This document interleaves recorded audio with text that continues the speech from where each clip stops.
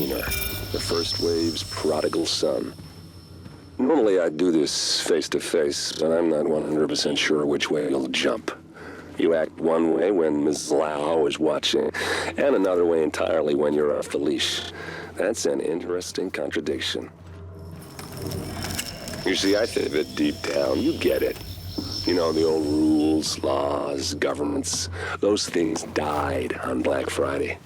But the feral PMCs, the convicts, the ones smart enough and good enough to take what they need, they'll survive.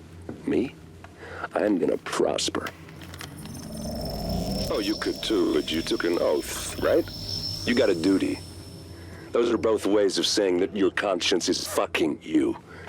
You ask yourself, who has earned a right to tell you what to do? Do you know how many agents died to hold the Dark Zone just for the brass to give up and put a wall around it? You don't believe me? You should check the place out for yourself. But the people you're working for, they're irrelevant now. Amherst changed how the game is played, and I have got the vision to win. I got Chernenko, I got a DNA printer, and a very interesting recipe book. I'm gonna write my own rules. You should think about getting in on this thing. I'll be seeing you.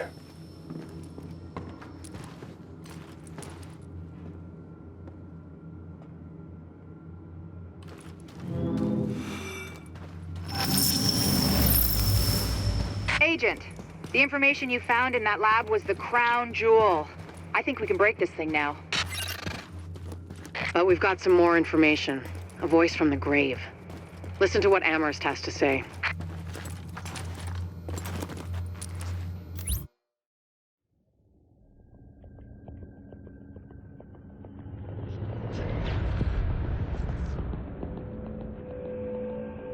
What you're looking at is the smallpox virus, one of the deadliest pathogens on the planet.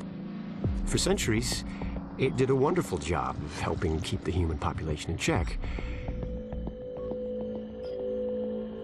But times change, and sometimes Mother Nature needs a hand in improving her creations. Like, say, speeding them up a little bit, making them contagious when they should be quietly incubating in a host, or making them more lethal.